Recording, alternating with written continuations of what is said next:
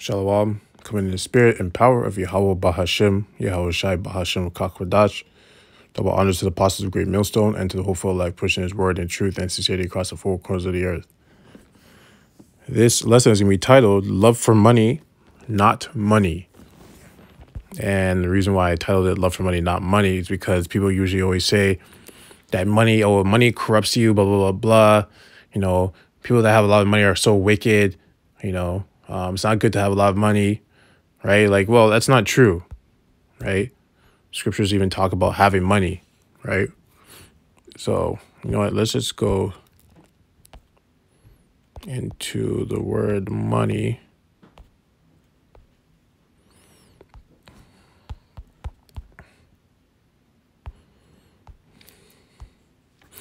Money, funds, means.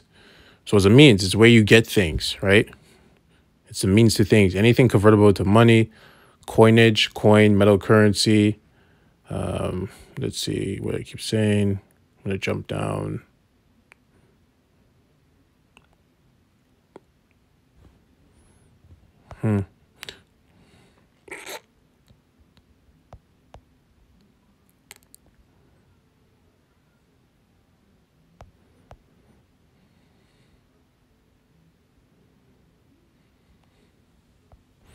Yeah, that's pretty much it. That's relevant to what we're talking about, right? So it's a means, right? Money is a means to get things, right?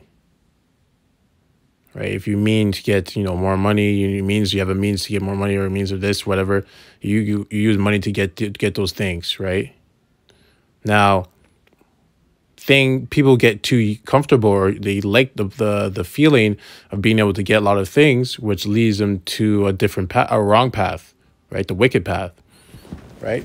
That's because you have to remember you can't get lost in that, because then you start to love it. You're like the love of the lust and everything you're getting, all these things, these carnal things. Oh, I have a nice house now. Oh, I don't have to worry about this, that, and fourth.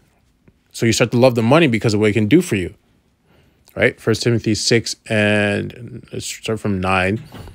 But they that will be rich fall. Wow. But they that will be rich fall into temptation and a snare. So that's what happens. Because you want to be rich, right? So you fall into that temptation and snare because there's traps, right? To be rich, and you want to be more rich because now you have to keep up that richly lifestyle. So you have to do more things to get that money, right? And that's how you lose yourself. Then you sell your soul, right? And into many foolish and hurtful lusts, wow, which drown men in destruction and perdition. Yeah. All because you want to be rich. Right? You want more money. You want that lifestyle. You don't have to worry. You want to live comfortably. Right? For the love of money. So it says the love of money, not money. It's when you love money. For the love of money is the root of all evil, which while some coveted after, they have erred from the faith. So as soon as you know what, let's go into word coveted.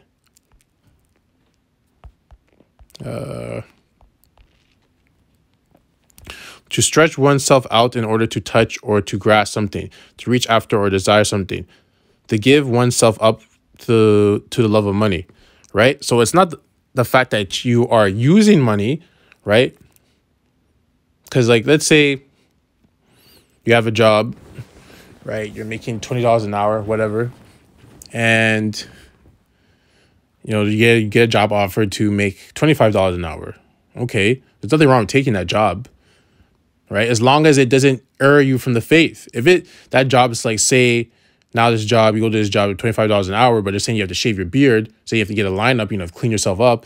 You can't go on the highways and byways because, on Saturdays you have to be working also. That's like a non-negotiable, then you can't work that job. Right? Because now and if you choose to work that job, you're stretching out to work that job, right? You're chasing after the money instead of staying in the truth, right? So there's nothing wrong. Now, if that job was the same job, but they're saying that you don't have to shave your beard, don't have to do any of those things, then you're fine. There's nothing wrong with taking that job, right?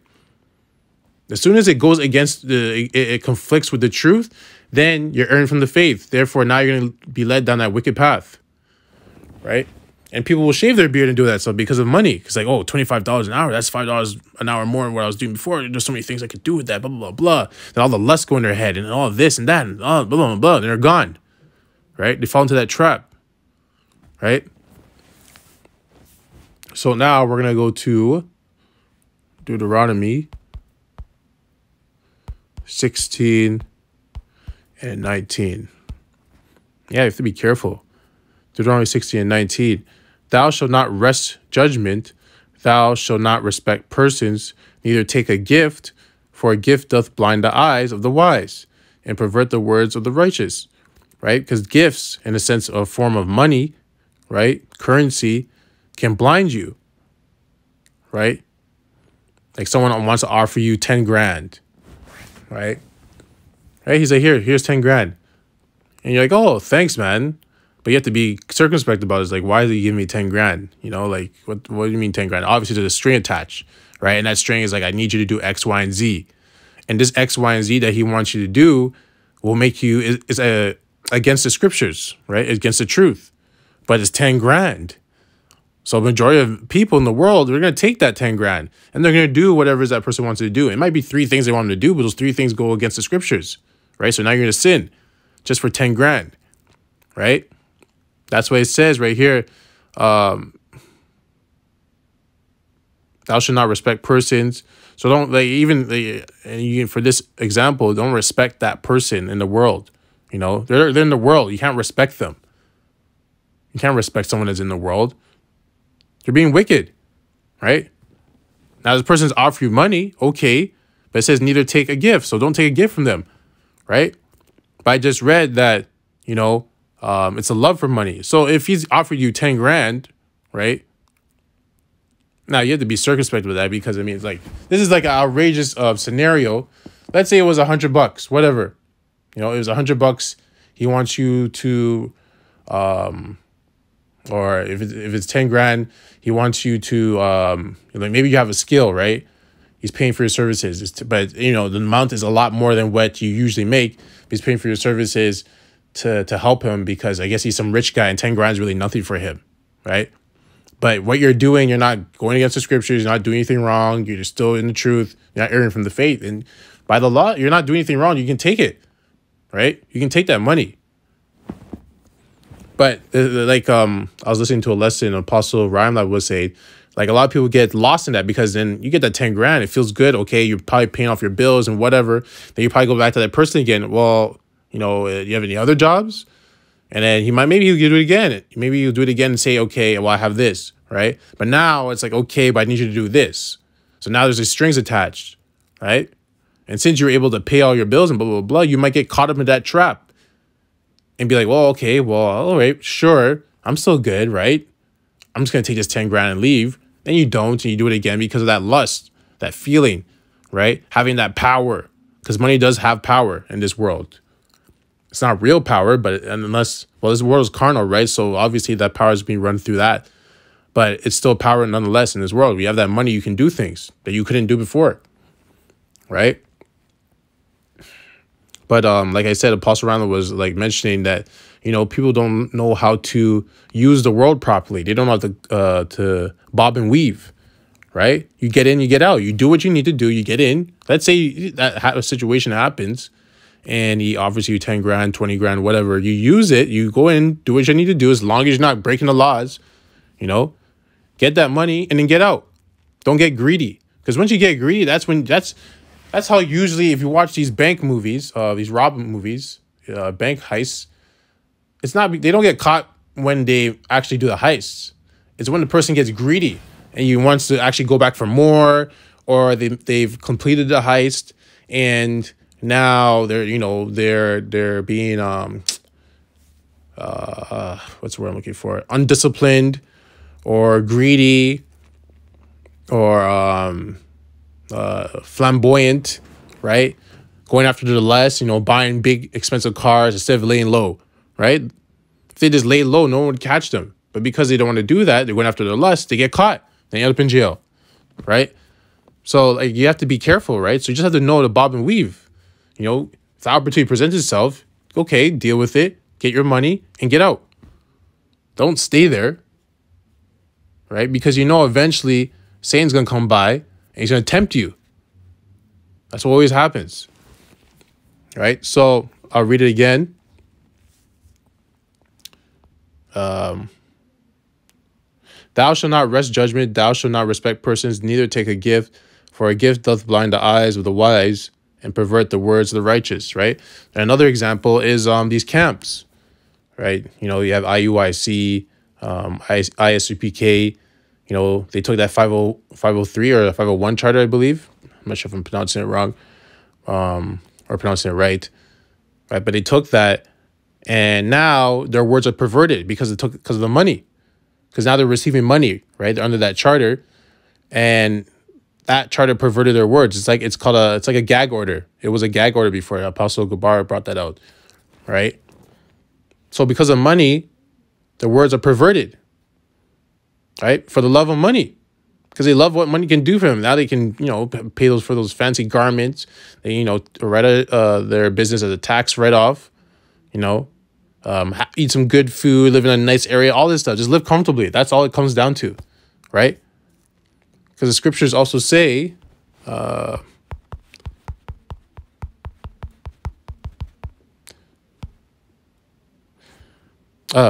Micah 2:10, arise ye and depart, for this is not your rest, because it is polluted. It shall destroy you, even with a sword destruction. This is not your rest. So you're not supposed to be comfortable here. We're supposed to be serving out our punishment, right? This is not a place of rest, a place of being comfortable. I was looking for a different word, but it's not a place of being comfortable, right? The trick is to learn how to be uncomfortable, get comfortable being uncomfortable. That's the skill. Once you know how to do that, then you're fine. You know, you just go through it. When, you know, Most High brings you hell, you deal with it, because it's your punishment for what you did in this life and what you did in your past life, right? But we're not supposed to be resting here. But these guys are, you know, because of the love of money, they're selling out, right? They're selling out, and they are getting comfortable, right? Perverting the words. But, you know, they are going to catch their judgment, because judgment is coming very soon, right? So now we're going to go to Psalm 15:5. He that putteth not out his money to usury, nor taketh reward against the innocent, he that doeth these things shall never be moved, right? So this is the right way to do it, right? He that putteth not out his money to usury, nor taketh reward against the innocent, he that doth, let me just read this again.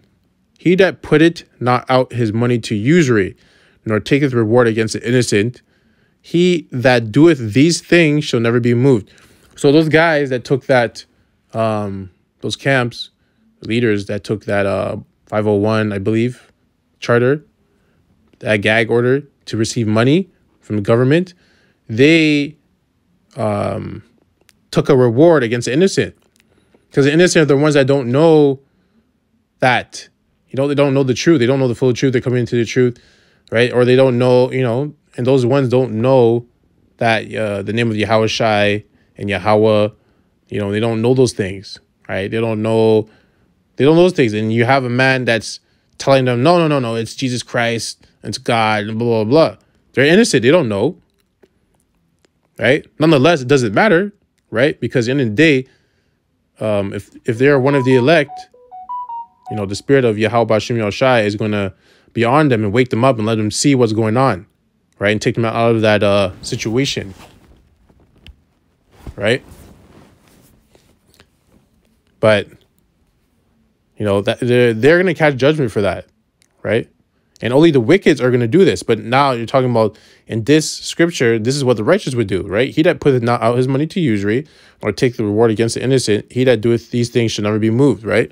So the Most High is not going to move someone that's doing those things, right? Because that's the right thing to do. That's the right thing you're supposed to do with money. They don't have that love for money for them. They're that lust for money, okay?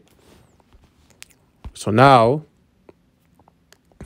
we're going to Ecclesiastes 7 and 12. Ecclesiastes 7 and 12, for wisdom is a defense, and money is a defense, but the excellency of knowledge is that wisdom giveth life to them that have it, right? So as you can see, wisdom is a defense. So spiritually, mentally, if you have wisdom, you're smart. You can defend yourself against people that are trying to invade your mind and try to trick you into doing things, right? And money is a defense. So when you're in tough times, you know, you don't have, well, really, I should say, to prevent you from being in tough times, like when it comes to rent groceries, paying your bills. You have that money, take care of it, you're good. You can defend yourself against that evil that comes with that, with not having money, right? And really, it's through knowledge and wisdom, right? You gain that understanding because you understand how the world works. You understand loopholes. You understand, how to get money really quickly, right? In righteousness, but get money really quickly, right? And that's through the spirit and power of Yahweh Hashem Yahshai that feeds you that. Sometimes he'll put you in a situation. Sometimes he'll give you an idea. Sometimes he'll bring a brother to you with that idea. However it happens, because the Most High works in mysterious ways. But nonetheless, he'll do that thing, do those things for you, right? But you only do it, and when you get that, you just make sure you're balanced with it. You do it, you get it, and then you get out. Don't stay there, right? If it's a situation where you're getting money quickly, if it's a job and you work your job until you can't work it anymore, then you move on. Because as soon as your job's trying to go against the scriptures, telling you to take this Maxine, then you have to leave. You can't work there anymore, right? And if you're being circumspect about your situation, you're being keen, then you already knew that was going to happen because you're watching. So you already knew that was going to happen, so you have a contingency plan for that. Okay, well, I knew this was coming. Okay, I have this plan set up for that. Now it's time to use this plan. Right? But that's just being wise. That's just being wise, And all the hopeful elect are being like that. So the last one is Ecclesiastes 10 and 19. A feast is made for laughter, and wine maketh merry, but money answereth all things. Right? So a feast, you're having your friends over, maybe you have your place, to yourself, you finally got your own place, and, you invite your friends over, your close people, have a feast, make some food, have some wine, drink, you guys laugh, whatever, right? That's good, but money answers all things, right? Money can make someone laugh. Money can make a feast happen, right? Money can make someone merry. Money can buy you wine. So it can do all those things, right? That's the whole point. But you just can't get lost for the love for money, that trap, that snare, okay? And the only way to do that is always balance out with the scriptures. Am I going off if I'm going after this money in this situation, right? Getting this job, doing this, I don't know, someone's offering me a certain amount of money to do a job for them, which is within my skill set. Am I going off of what they're asking me? No. Okay, then I'm good. Because the Bible is a guideline. It just tells you basic instructions before leaving Earth. So you're going to use it as a guideline to how to stay on the right path. If what you're doing is not going against it, then you're fine. If it is, then you're in trouble. Get away from that. Very simple. All right, so I hope this lesson was edifying to the hopeful elect. And I'd like to close out by saying, Ka halal Yahweh, Ba Hashem, Yahweh Shai, Ba Hashem Rekakwadash. Double honors to the apostles of Great Millstone and to the hopeful elect pushing his word in truth and sincerity across the four corners of the earth. Death and destruction to this wicked kingdom and its 2/3 as well. Kwam Yasharella, Abad, Babal, Shalom.